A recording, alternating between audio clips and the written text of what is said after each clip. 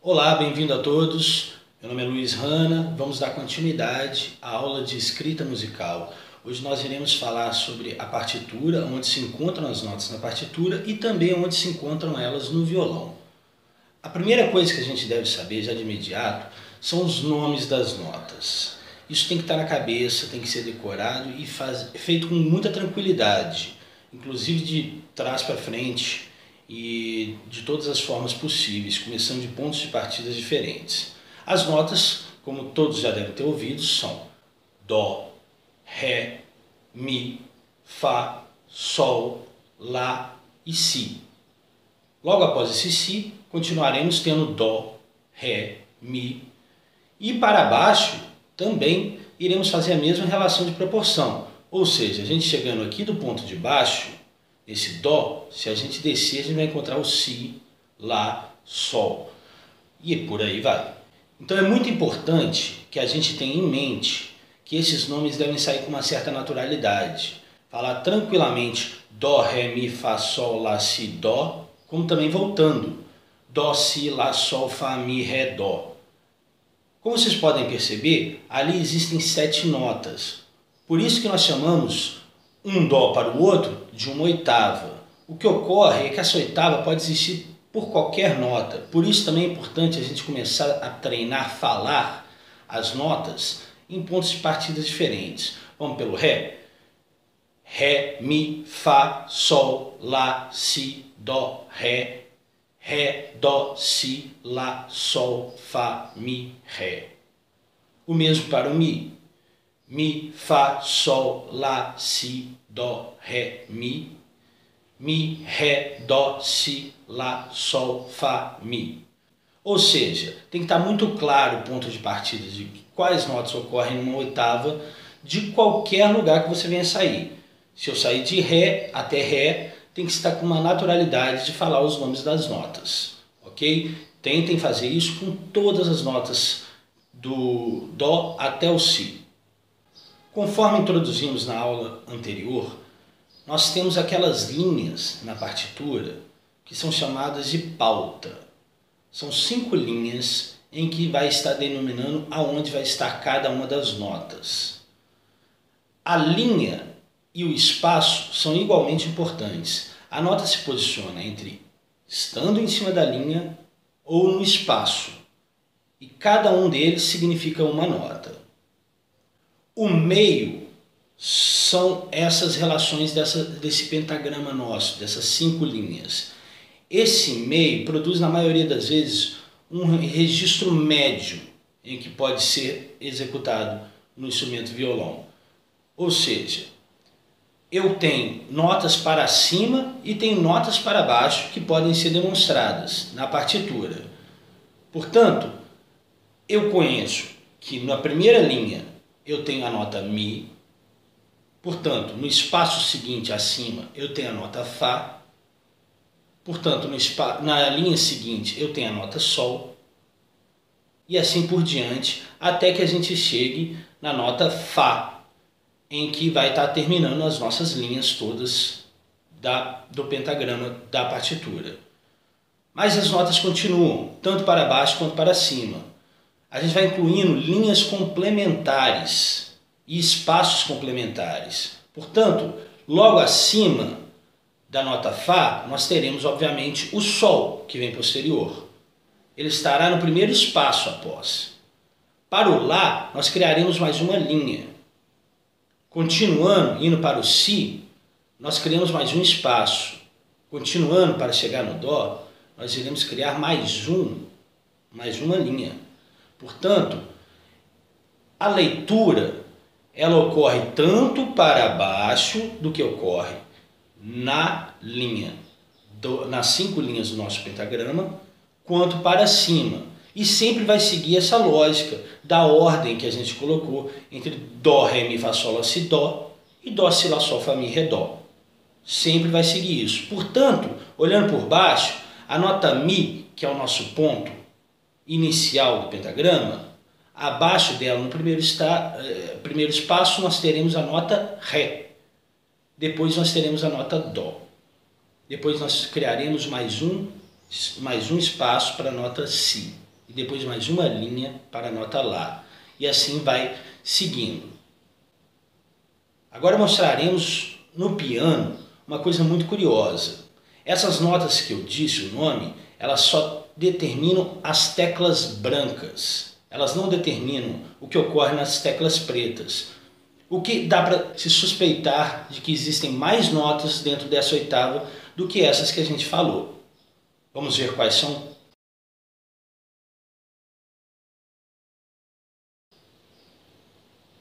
Preste atenção nesses dois símbolos. O primeiro se chama sustenido, o segundo se chama bemol. Eles vão entrar em diversas ocasiões. Essas ocasiões não mudarão o nome da nota em si. Vamos pegar como exemplo a nota Ré. A nota Ré ela pode ser tanto sustenida quanto bemol. O que isso significa? O Ré sustenido significa que ele vai ser o Ré meio tom acima. Ou seja, se o Ré está aqui no piano, nessa posição, a tecla preta à frente se chama Ré sustenido. A tecla preta atrás se chama o Ré bemol. Bom, aí nós chegamos numa situação um pouco complicada. Não seria o Ré bemol a mesma nota do que o Dó sustenido? Até o momento sim. Nas aulas de harmonia futura, você verá que haverá uma certa diferença. No entanto, elas representam a mesma nota, o mesmo som. Então a gente chama tanto de Dó sustenido quanto de Ré bemol, essa nota que se encontra entre o Dó e o Ré. Mas como podemos perceber também, existem alguns locais que não tem a tecla preta. Aparecem duas teclas brancas juntas. Esses locais são entre o Mi e o Fá, e o Si e o Dó. Porque neles não existe uma distância maior do que um semitom.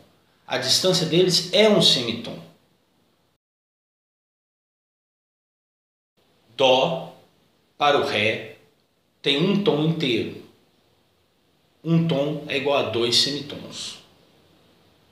Entre eles haverá uma nota que se chama ou Dó sustenido, meio tom à frente, ou Ré bemol, meio tom atrás.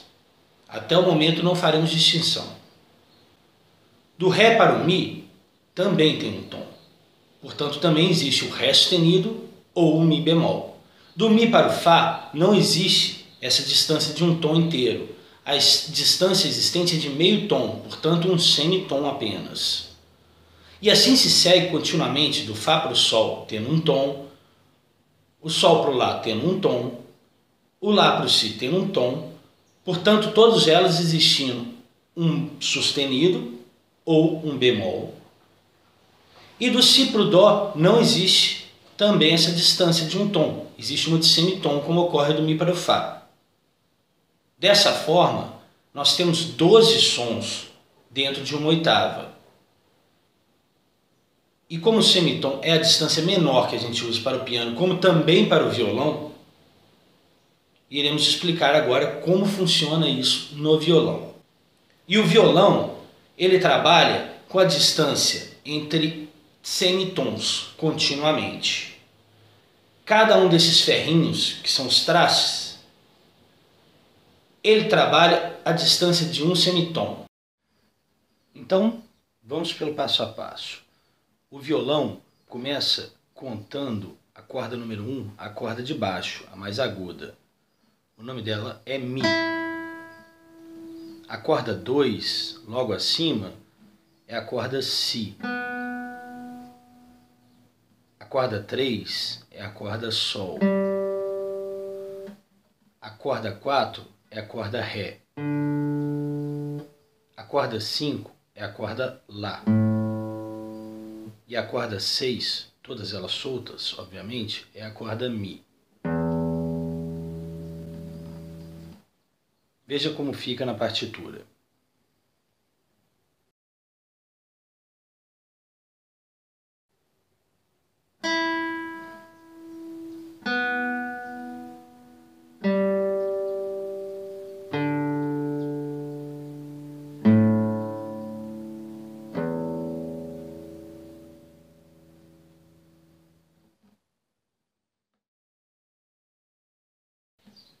Então esse aqui é o violão.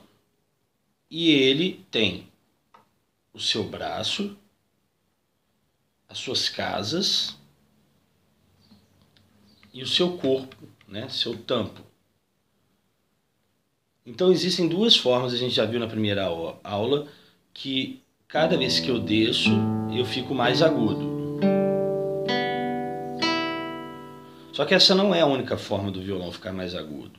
Numa única corda, ele também produz diversas sonoridades. Então, toda vez que eu estou aqui, perto do braço, é onde eu estou na minha região mais grave da corda. Cada vez que eu trago uma casa a mais, uma casa para frente, próximo ao tampo, ele vai ficando mais agudo.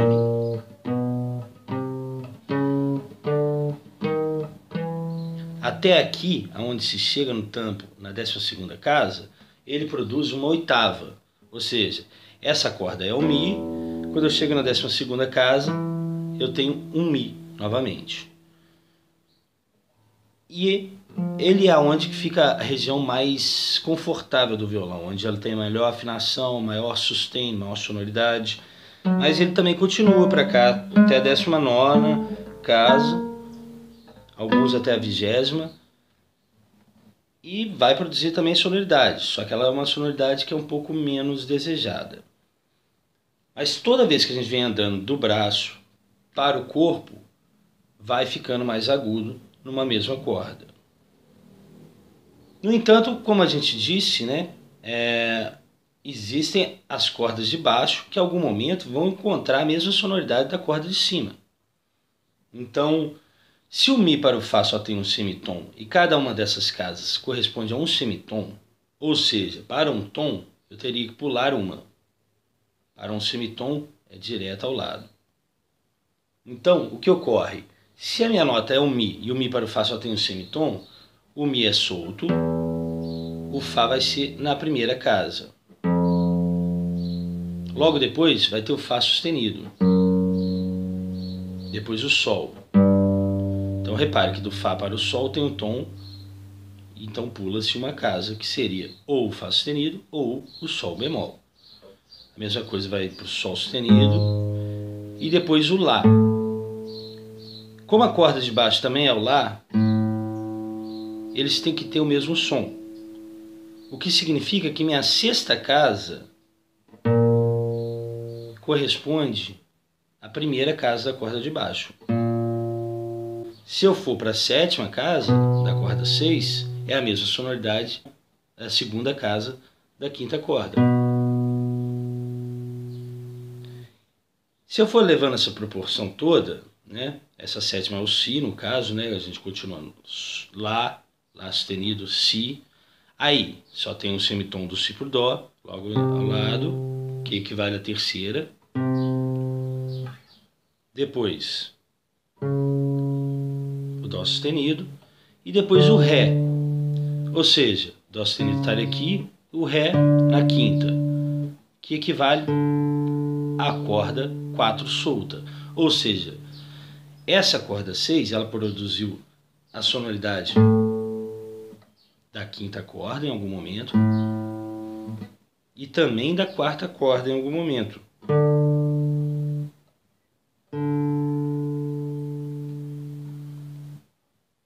Então significa que, continuando na 11ª casa, a gente tem o Ré sustenido, que é igual à sexta casa da corda de baixo, que é igual à primeira da casa 4, da corda 4. E quando a gente completa uma oitava, a gente também passa a ter um jogo em que ele vai ser produzido em 3 casas, 3 cordas diferentes. O que implica isso? Implica que acontece um local entre a casa 1, 2, 3 e 4 da corda 6 que somente a corda 6 produz, elas são extremamente graves. Depois a gente passa a ter locais de congruência, onde mais de uma vai coexistir, onde mais de um local vai coexistir essas notas. E o mesmo vai acabar ocorrendo quando a gente chega aqui no extremo agudo, onde nenhuma outra nota pode ser produzida nas cordas de cima.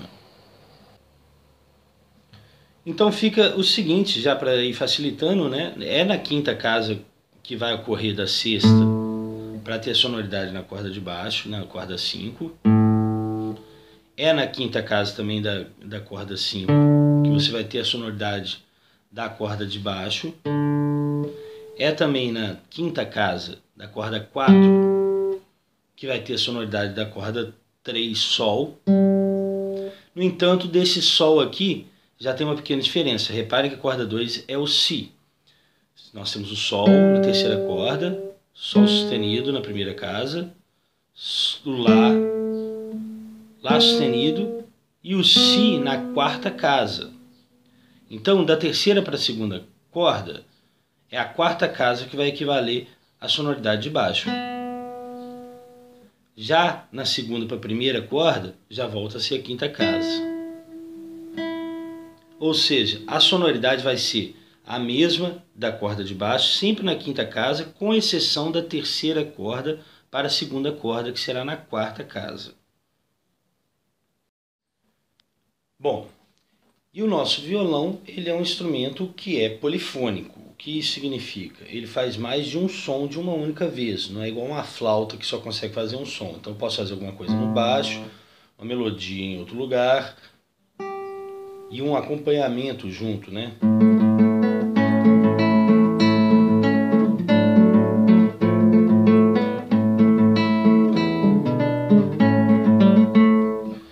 Então, isso significa que ele me traz uma série de possibilidades e série de limitações por causa da onde ocorrem as suas notas.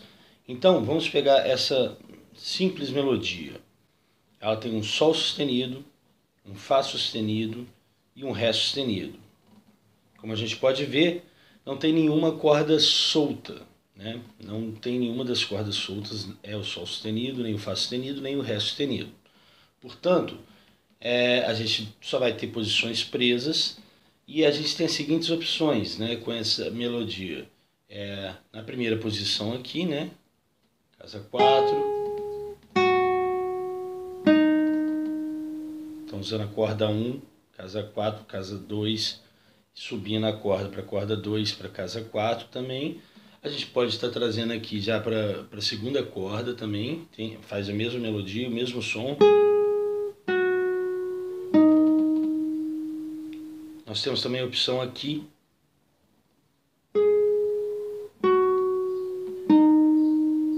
E uma que é a menos desejada de todas, mas às vezes pode ser necessário, né? Que é aqui nessa posição onde fica mais difícil manter a afinação, onde tudo fica com uma sonoridade pior um pouco do violão, mas às vezes pode ser necessário, né? Então a gente tem 4 locais que a gente consegue produzir essas notas, essas 3 notas sem ter que ficar saltando. Agora eu vou mudar um pouquinho, vou fazer uma outra exemplificação. Considere agora que vai entrar esse Fá sustenido bem grave, que está aqui na casa 2 da corda 6. Eu posso fazer aqui tranquilamente, mas eu não consigo fazer essa melodia mais aqui, porque eu não alcanço, eu me fico preso, muito menos aqui, e aqui nem se fala. Agora, se formos pensar um Fá sustenido intermediário, uma oitava abaixo, aí eu já tenho mais algumas opções, porque ele começa aqui na corda 4, eu poderia fazer. Eu poderia fazer com ele também aqui na corda 5.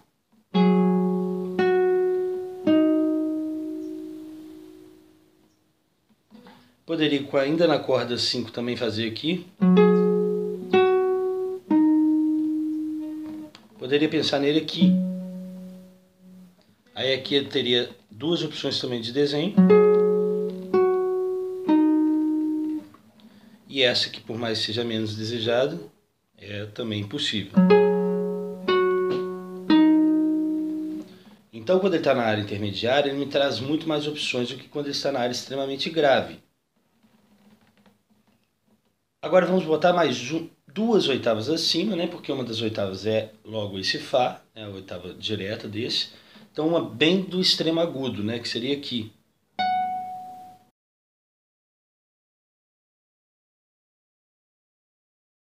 Então, se eu colocar ele, essa primeira posição ficou completamente impossível. Essa segunda, também, eu não alcanço. Essa terceira aqui, é possível. Ó.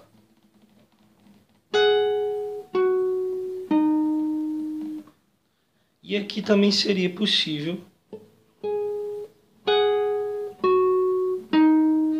Então ele me deixaria duas opções somente de poder ser executado. Dessa forma, a gente fica bem claro que quando principalmente se eu usar essas 4 primeiras casas, que só existem na corda 6, essas notas, eu vou ser obrigado a estar fazendo o meu desenho de todas as outras notas nessa primeira posição. Se eu estiver usando notas intermediárias, já mais próximas do que ocorre na pauta, aí o meu leque já é grande, eu posso optar por onde eu vou fazer isso, no violão. Se for do extremo agudo, onde a corda 1 vai estar agindo somente, ela vai ter que agir inevitavelmente nas suas áreas agudas, eu fico preso a essas regiões próximo ao corpo do violão. Essa é a dica.